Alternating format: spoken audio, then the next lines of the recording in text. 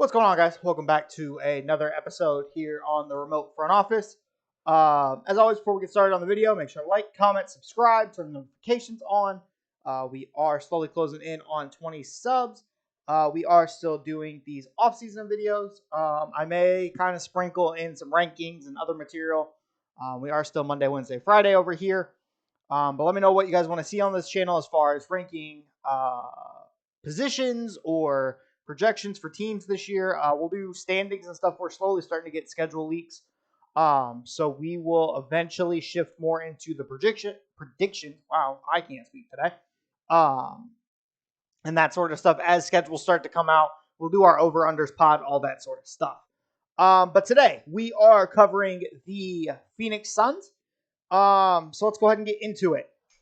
The losses for the Phoenix Suns this offseason. Darius Bazley went to Brooklyn. I understand that he was kind of just a throw-in as far as getting rid of Dario Saric. But I think he showed promise at times. I just don't think that this team has clearly shown, as we'll go through on their moves, the players they're looking for, and I don't think Darius Bazley quite meets what they're looking for, right? Bismack Biyombo is still a free agent. Wouldn't be surprised if maybe a month into the season or something he comes back on a minimum. Torrey Craig is now on the Chicago Bulls. I like that signing for Chicago. I'm really kind of surprised that they didn't keep him around, just because I feel like he fit a position of need, and there was times he was starting for them or playing heavy minutes, whether it be end of regular season or the playoffs. Jock Landale went to Houston. I think Houston slightly overpaid for him. So I understand as far as not wanting to match that salary. But, I mean, hey, if he's going to get paid, by all means, you can't, especially with the way this team is constructed, you can't just be out here, throwing contracts to those sort of guys. You got to find the guys around the edges. And that's what they've attempted to do this offseason. Chris Paul was traded to, at the time, it was Washington, the Bradley Beal deal, which we'll talk about here in a little bit. But eventually he got moved on to Golden State, as we covered in Golden State's offseason recap. Cameron Payne got traded to the Spurs. I understand it as far as a money perspective. I believe just because of how expensive this team was, he needed to shed his salary. But when he was good for this team, he was, a really important part of their title run against the Bucks. But it's just seemed like the last year or so, he's kind of gone more back to old Cameron Payne, if that even makes sense. But, I mean, hopefully he has a good bounce back with San Antonio. I wouldn't be surprised if San Antonio is really bad this year, if he's kind of a guy that's on the buyout market come January, February, right? Terrence Ross is still a free agent. I think we're kind of starting to wind down on Terrence Ross as far as his career goes. Wouldn't be surprised if we see him ring chase, or maybe he's a guy, again, kind of like Bismack Biyombo, that gets picked up a month or so into the season. Landry Shamet was a part of the Bradley Beal deal. And then TJ Warren still hasn't been signed yet. I'm kind of surprised by that one. Really figured that TJ Warren would be signed somewhere by now. But I think he can provide meaningful minutes to somebody off the bench. It's just, I think, a question of how much he commands as far as if he gets a vet minimum, or if maybe he gets like a half a mid-level exception or a biannual, something along those lines, right? Additions. They got Udoka Azubuike from Utah. Showed promise at times. Again, limited minutes. But I think maybe as like a 10th, 11th man, he can show something. Keita Bates Diop, I do like him as far as a versatile wing.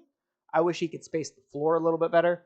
But again, versatility, wings, you're going to kind of notice a trend here. Bradley Beal was a part of the Wizards trade. I understand why you did it, because A, he had a no trade clause and he requested to go there. And B, you got him for a lot less than you would have had to pay for Bradley Beal on the open market. The one thing I don't like about it is just how restrictive it makes your roster in the future. And that also he's, as of right now, it's been reported he is playing their point guard minutes. I don't love it. I understand that it's really difficult to fit a point guard on this roster when you have Bradley Beal, Devin Booker, and Kevin Durant, because then essentially you're limiting yourself to DeAndre Ayton playing your center, and then you're throwing a point guard out there, right? Ironically, Chris Paul I would have really liked for this team. But I don't like Bradley Beal's court vision. I'll be entirely honest. I've never been a big Bradley Beal guy. I wouldn't be surprised if eventually, maybe midway through the year, Devin Booker takes more of the ball handling responsibilities. Because as we saw before Chris Paul got there, that was kind of Devin Booker's role. I don't feel like there's any real good answer to this not turning into what Brooklyn was with 3 stars, right? Of it's a your turn, my turn, let me get a couple of shots here, you get a couple of possessions, you get a quarter, that sort of thing, right? I don't feel like there's going to be really anybody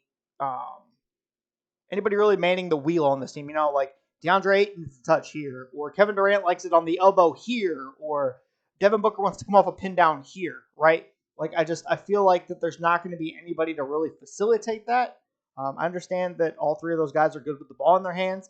I think as far as a game manager perspective, like I would have really liked a Rajon Rondo for this kind of team, or like a Chris Paul, like I said. Just a real game manager that can still be a positive defensively and can really just sees and feels the game the right way, right? Bol coming from Orlando. I'm really surprised he didn't stay in Orlando. I liked him this year for Orlando.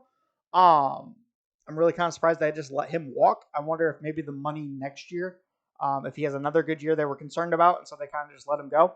But I think especially as far as getting meaningful minutes, I think he definitely gets that and can fulfill a role here, right? As like maybe a backup big, or he's playing next to Durant.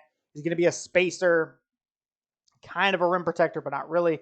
Obviously going to be more of like in a help role.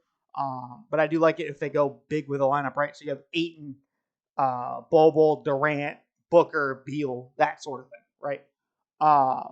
Drew Eubanks is, I think, kind of a slightly underrated move. He had really good backup center minutes last year for Portland. And I think if you can squeeze him in for just a little bit of minutes here and there, I think he'll be a positive signing for them. Jordan Goodwin was a part of the Wizards deal. Wouldn't be surprised if he gets waived. Eric Gordon from the Clippers was actually probably the best minimum signing of the offseason. I understand why the Clippers had to let him go due to the just tax implications that came with extending his deal. But I mean, for especially the fact that he only got a vet minimum, you can play him in that guard slot, right? So you can have Gordon next to Booker, Beal, Kevin, and then Ayton if you want to close that way. I think that's probably my preferred closing lineup for this group as of right now. I'll kind of have to see how more of like training camp and preseason and stuff like that goes. But as of right now, I'd say that's probably my preferred closing lineup for this group. Chimezie Metu hasn't gotten much burn with Sacramento, but has positive moments at times. I, again, think he's more of a 11th, 12th man on the roster rather than actual meaningful minutes. And then Yuta, the shooter, Watanabe. Again, I understand what this team was going for. You see that you have guys that are either average to slightly below average defenders as your primary big contract guys. You have 8 who can be versatile defensively. So what am I going to surround them with? A bunch of wings or people that can guard up a position or down a position and can stretch the floor, right? You saw it in the Denver series when they got eliminated that there just wasn't enough scoring around Devin and Kevin Durant, right? It was Devin Booker having to score 40, Durant having to score another 40, or each score 35, right? The joke was that they both had to combine for at least 70 for Phoenix to have a chance. And I think with this offseason, you've allowed them to have more versatility of other guys that are going to be around them to space the floor, shoot, create their own shot. I'm just concerned what you gave up defensively. I understand that Torrey Craig maybe wasn't perfect for this team, but he was a good defender. He was one of your better defenders at times. And I just think that maybe they overlooked it a pinch and kind of are rolling the dice a little bit. They did re-sign Damian Lee, Saban Lee, and then Josh Okogie. If you would have lost Okogie and Torrey Craig, that's when I would have gotten really concerned, right? Because those were your 2 best wing defenders on this roster, and I thought you would have lost them for nothing. But yeah, all in all, I would say the Phoenix offseason, I'd give it a B, just because I think the Bradley Beal trade was worth its value, and I think you surrounded them with the right pieces in theory. I just really am curious how they address the point guard position throughout the regular season and in the playoffs. But yeah, that is my thoughts on the Phoenix Suns offseason. Let me know your guys' thoughts down below. And any other teams you want covered, I will catch you guys in the next one. Peace.